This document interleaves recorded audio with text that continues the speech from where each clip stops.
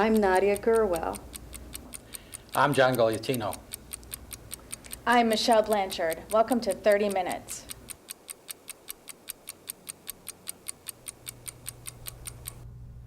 Welcome to 30 Minutes. I am your host, Michelle Blanchard.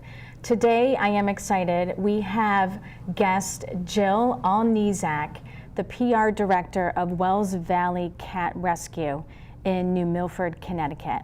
Jill, welcome to the show. Hi, thank you.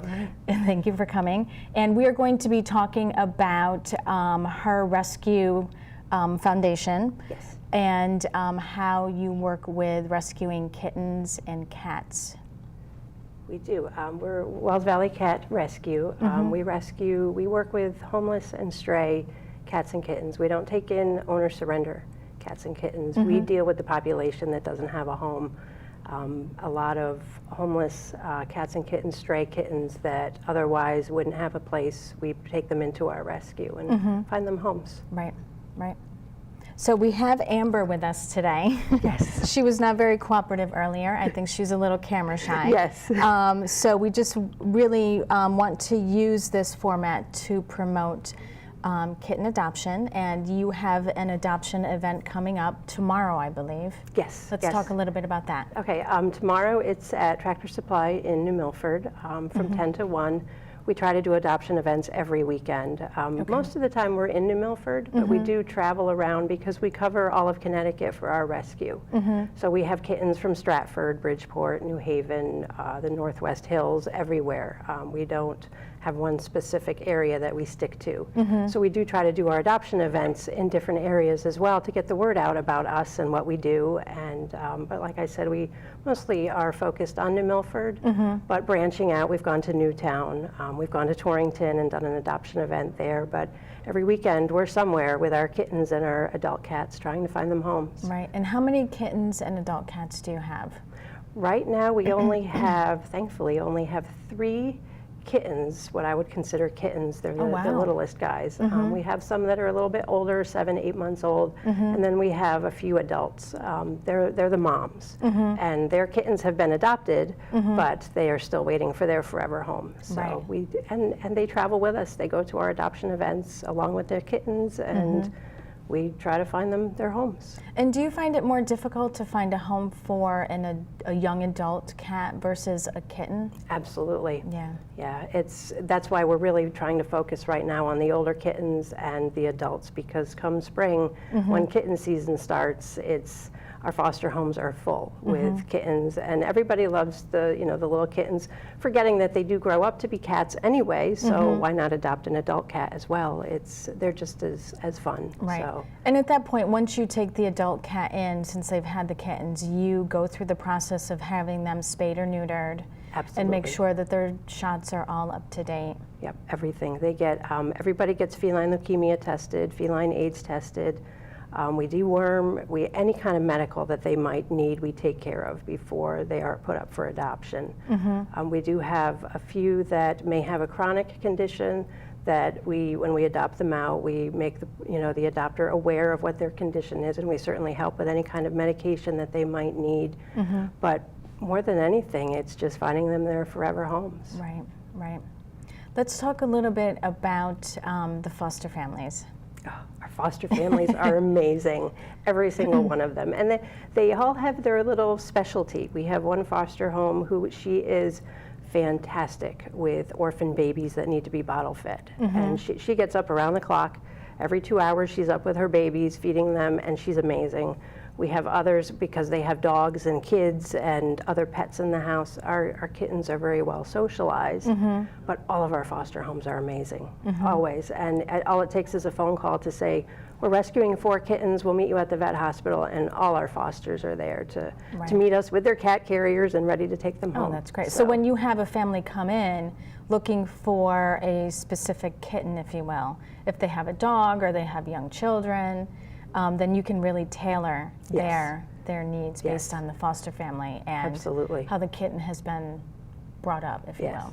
Yes, and it works out. That's why we like being a foster program, because these kittens are so well socialized with kids and dogs and people, and because they travel with us every weekend, they're used to that as well. Right. So they do really well, and it works out for everybody. It works Yeah. out for the people adopting as well, because they know the transition is going to be very short and very easy. Right. And how do you go about rescuing the kittens? How are you notified that there are kittens out there? We belong to a couple of networks. Okay. One of them is the Animal Emergency Network, and they will call us and let us know there's some kittens. A lot of times it's just people find us on Facebook or find us on the web, and they call us and say, I found kittens, or I have a mom who's pregnant, or whatever it is. And we don't say no to any homeless cat or kitten. If there are grown-up cats, we might refer them to somebody else who could take them in, because we are focusing on the pregnant moms and the babies, and we want to make sure we have room for them because they're our focus. Right, right. Let's talk about, you were a sanctuary. You were Wells Valley Cat Sanctuary, Yes. and now you're Wells Valley Cat Rescue. Let's talk about that transition and kind of get the new name out there. Okay, well, in 2013 is when Wells Valley Cat Sanctuary started. And it started just with feral cats. So it was what we call a trap, neuter, release program. And if the feral cats that we had trapped were not able to go back to their colony, because there are people who will take care of feral cats in colonies. They feed them, they trap them if they need to go to the vet, but sometimes they can't be returned to their colonies. So we set up the sanctuary where they could live on the property. And why wouldn't they be able to be returned to the colony, just out of curiosity? A lot of times it's because there's nobody there to feed them. Okay. So if we don't know that they have somebody to take care of them, we don't want to return them to the Okay. colony, Okay. because it's not what we want to do. Right, it makes sense. I was just curious. Yeah. So, and we had a couple of different, what we call sheds. They were areas that the feral cats lived in, and we kept them very natural. They had shrubs and bushes, and everything was very natural for these cats, but it was a protected area, and they were getting fed every day and monitored if they had any health issues. And then it branched out into doing adoptions as well. So we were taking in owner-surrendered cats and kittens, and also stray cats and kittens, along with the ferals. And eventually what happened, the owner of Wells Valley Cat Sanctuary wanted to move. So she took her rescue, her feral cat rescue, and moved it to West Virginia and started her feral cat rescue down there. She took 70 feral cats with her. So she took the sheds and she took the cats. She did. She took everything on a flatbed, and she moved everybody down That's to West amazing. Virginia. And the facility down there is beautiful. And the cats have adjusted well. Oh, that's great. It really is her passion to deal with the foster or the feral community, where for us, our passion is dealing with the homeless kittens and that part of the population. So once Wells Valley Cat Sanctuary split and she became Friends of Ferals, we then said, well, we're not a sanctuary anymore, Right. and the name is kind of not not fitting, valid right. anymore. So we became Wells Valley Cat Rescue. Oh, interesting. Thank you for that. Let's talk about fundraising and donations for those viewers out there who might be interested in helping your cause. Well, we try to do a couple of good fundraisers every month or two. We rely solely on donations. We don't get any state funding, any town funding. We apply for a lot of grants, do a lot of programs that way. But we do try to do some big fundraisers. We, in the past, have done a lot of book signings. It seems to be our thing to do book signings, but we're branching out. There's a big push for fundraising called Give Local, and that takes place the end of April. And it's a 2-day event, and it's for all of Connecticut. And the Connecticut Community Foundation partners with anybody who wants to be involved, and they match donations, they have contests for donations, Oh, that's and great. it's a wonderful opportunity for us. So we're planning what we call a pasta dinner, which is PAW, pasta Yes. dinner, and we want to have people come and get pasta, and by then it will be full swing in kitten season. Okay, let's So- talk about kitten season, because you brought that up a couple of times. And I've mentioned, hopefully, that when you're in that season, you can come back on the show and we can Absolutely. promote that, because that is a heavy season for you. So It is, and Thankfully, this winter has been a cold winter, so we're hoping that means kitten season will hold off for a little bit. Last year, because it was a warm winter, there really was no slowdown. So we had kittens almost year-round. This year, it has slowed down, which is why we only have a few kittens right now, which is great, because it is going to make room.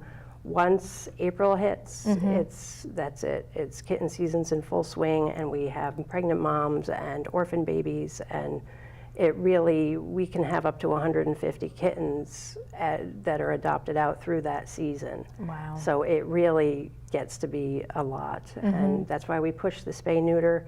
That's why every kitten that we adopt out is already spay and neutered before they go home. This way, we're guaranteed that we've done our job. Right.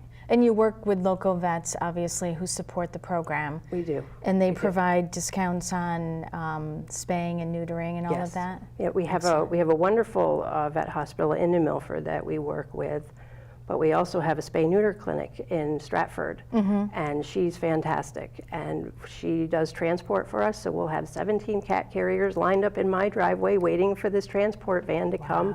She puts them in her van, they head off to Stratford, they get spay or neutered and all of their vaccines, and they come back, and then they go off to their forever homes. So it's so exciting on transport day, because all of these kittens they're getting the care they need and getting spay and neutered and all that, but they're also going home. Absolutely. So it's a big day. It's a big day for our fosters as well, because they're saying goodbye to these babies that they've maybe hand raised from a week old. Yes. But it's wonderful, and the spay-neuter clinic, the fact that she transports for us is incredible. That's and huge. I can't say enough about our vet hospital in New Milford. Candlewood Animal Hospital, they're amazing, and they, at a moment's notice, will see us if we have an emergency. They are just incredible. Their whole staff is amazing. Yeah, that's great. Why don't we try to bring Amber out? Okay. We have one kitten today. Yes. She was not being cooperative earlier. She was a little camera shy. Come on, girl. Hi. Aww. This is Amber. Yes. And she's wearing her little red scarf. She is. February is Heart Health Awareness Month. So for the entire month of February, we're focusing on how cats and kittens help lower blood pressure. They help reduce stress and anxiety. There really is a health benefit to owning a cat, and so they wear their red bandanas to remind everybody that it's Heart Health Awareness Month. And Aww. so people can Oh, see there you. you go, sweetie. How's that? So if somebody wants to adopt her or another kitten, let's walk through the process. Okay, well, we have an adoption application that everybody fills out. We do vet references if they have pets of their own already, just to make sure that everybody's up to date on their vaccines and all of that. And then once their application is approved, then they can pick out their cat or kitten. If the kitten is under 12 weeks old, then that kitten's put on hold. They stay in their foster home, because at 12 weeks is when they get spay or neutered and they get their rabies vaccine. Right. So they stay in the foster home until 12 weeks. And we know that's kind of hard for people to wait, because they've picked out their 8-week-old kitten and they're tiny and they're cute and they want to bring them home. But by law, we can't vaccinate them until they're 12 weeks. Right. And so we want to get them vaccinated, and we want them spay or neutered before they go home. Right. And you want them to be able to be a kitten and to be healthy and to be past the kind of mothering, bottle-fed stage. Yes, absolutely. Yeah. Absolutely, and they recover so much better being spay or neutered at the 12 weeks. They're strong, they're healthy, they've overcome any illness they might have had, and they just do very well. So it works out well. And like I said, the spay-neuter clinic that we use, they're fantastic. Yeah, fantastic. That's great.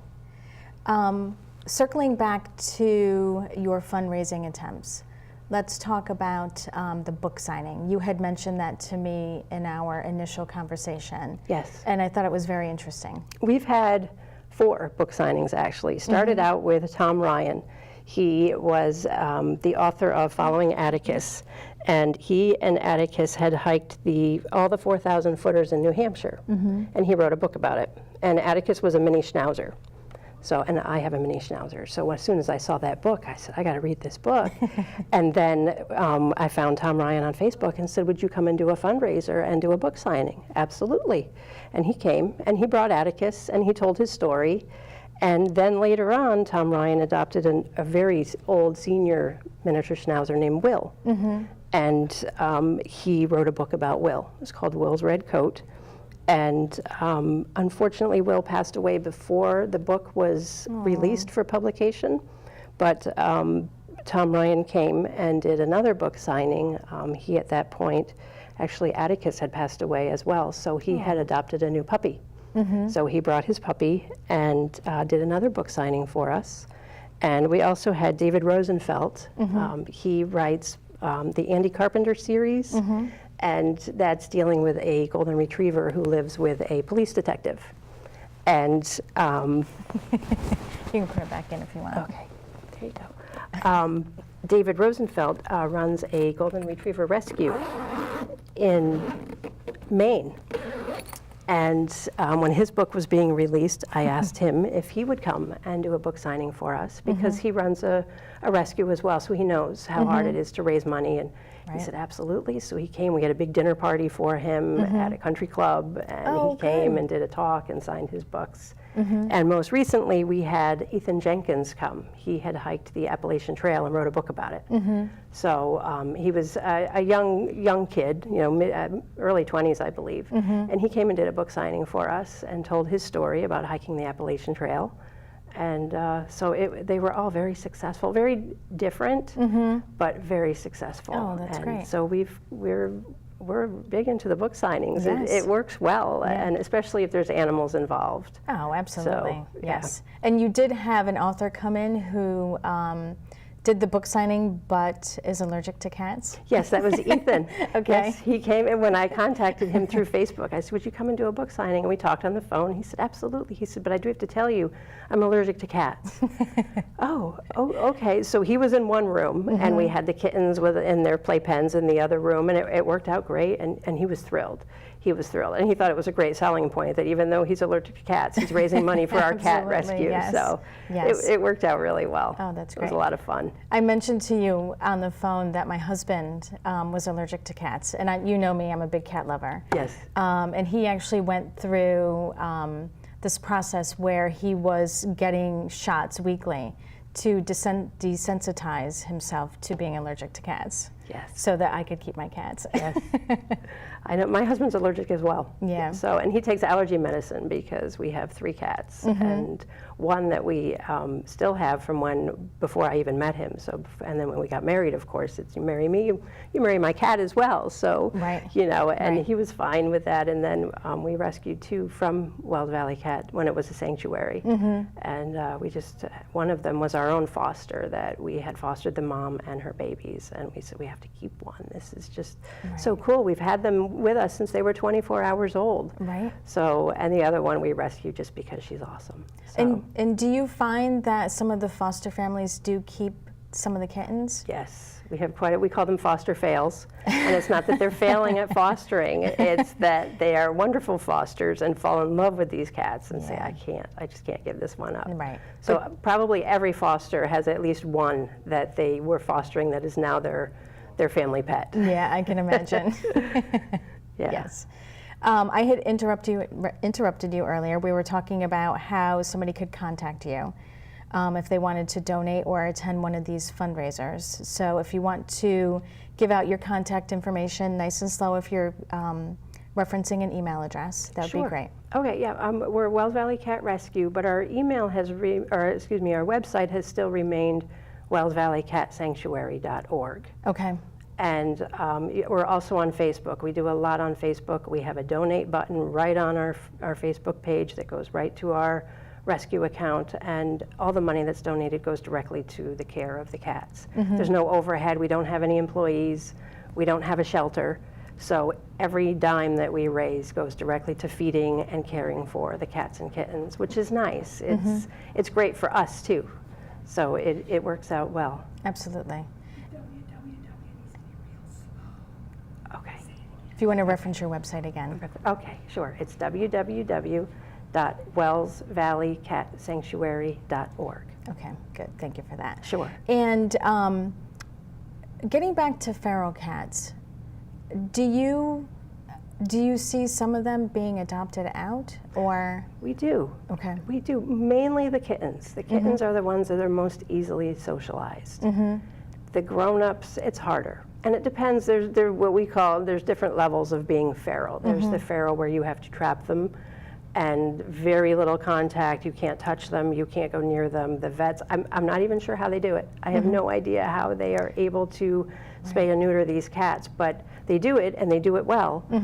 But some of them we actually think it's better for them to go back to where they were, because they just won't acclimate and they'll be miserable. Right. And we don't want that either. Right. And like I mentioned, as long as somebody's feeding them and they're safe, we have cat shelters that we've built, feral cat shelters, and they're made out of Rubbermaid totes. Yes, I've seen those. And we've delivered some to some people who will call us and say, I have a feral cat that's living behind my house.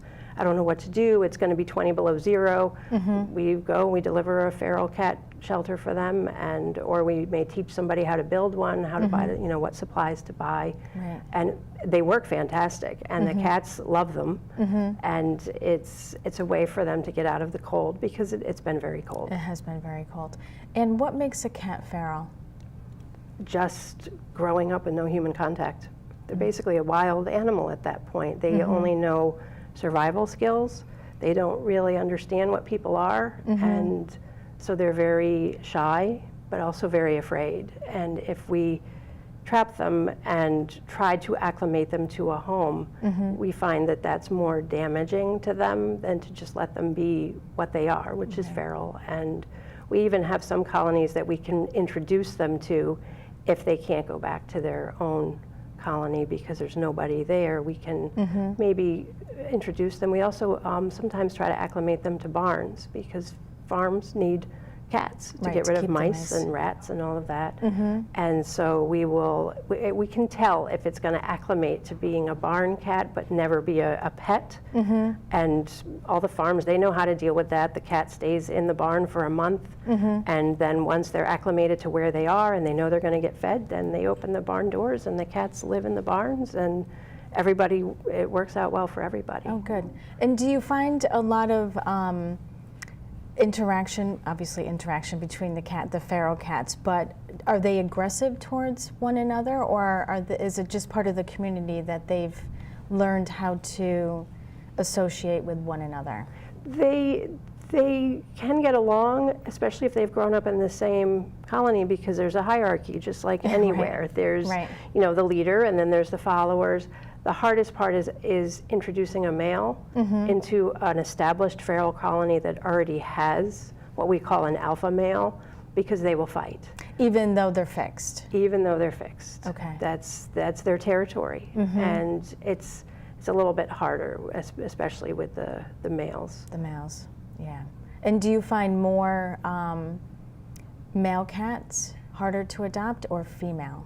Or doesn't it make a difference? It almost doesn't really make a difference. It's funny, because we have people coming in specifically looking for boys or girls, and it really depends on the cat. We've also had the circumstances where people have come in and said, I want a short hair female tabby, and they go home with a long haired male orange cat. Right. You have an idea of what you want, and then you come in, and we always say the cats pick their people, because they'll come in. Yes, and it is so true. It's just they had this idea, and they go home with something completely different. Right. And very happy, but just something completely different. Right. So. Yeah. So if somebody wants to adopt a kitten or an older cat, can they only do that at one of the adoption events, or can they come to a building where you have the rescue and look at the kittens or the cats? Because they're just foster, only what we do, do at times is set up a meet and greet at the foster home,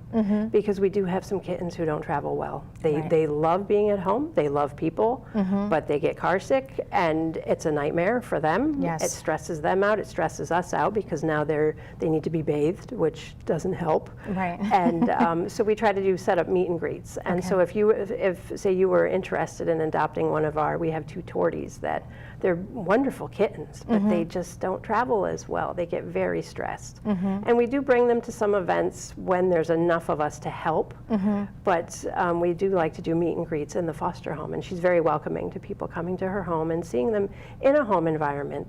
Kittens show very differently at an adoption event than they do in their own home. Right, right. So and especially the adults as well, because we have some, like I mentioned, Mama Jane, she travels well. She knows what the adoption events are about, and she's right there front and center wearing her bandana and having a grand old time. Right. But a lot of adults don't travel well. Right. Well, it's noisy, there's a lot of people, Yes. they're not quite sure what's going on. Yes, Yes. it's true. And being in Tractor Supply most of the time, there's dogs. People bring their dogs in, and so it can get a little bit hairy for the cats as well with the dogs and the barking and all that. Some of them, it doesn't matter because they're growing up in a home with dogs, so they're used to it. But I have 3 dogs, so when my fosters, they were completely used to dogs and the barking and the noise. But there's others that aren't quite as used to it, so especially the adults. Right. So tell the viewers again your next adoption date and place. That way they'll know where to find you. Right. We have an adoption event this Saturday at Tractor Supply from 10 to 1. It's in New Milford, right on Danbury Road in New Milford. They're wonderful. They're wonderful to us. They let us come every weekend. Last weekend we did a what we called Go Red weekend, because it was the start of the American Heart Association Heart Health Awareness Month. So we had heart-shaped donuts, and we had cookies, and we had all the cats in their bandanas, and it was a big event for us. And Tractor Supply is always, I call them, can we come? Absolutely, no problem. Oh, good. And what are the So, hours? The adoption event's from 10 to 1. 10 to 1, okay. And how many kittens were adopted? Last weekend, we had one that was adopted, and I believe we had 2 applications come in. It was a little bit slower than we thought because of Super Bowl, we think. Yes, absolutely. So, but usually at Tractor Supply, we do very well. good. We have a good crowd of people come in, and it helps Tractor Supply, helps their business, because then somebody adopts a kitten and they need the litter box and they need the food and all of that, and that's right there at Tractor Supply. Absolutely. So they enjoy it, and everybody just loves seeing the kittens. Yeah. So yeah, I would actually be holding her, but she's not really. She's sleeping right now. So she is sleeping. All right, we're wrapping up. So if you want to give your website again for the viewers. Okay, it's www.wellsvalleycatsanctuary.org. You can also, we do have a shelter phone that you can call. It's 203-305-2543. Okay. And again, we're on Facebook. I was able to change our name on Facebook, so we are Wells Valley Cat Rescue. Okay, good. Thank you for joining us with this episode of 30 Minutes, and I look forward to the next time. Thanks again.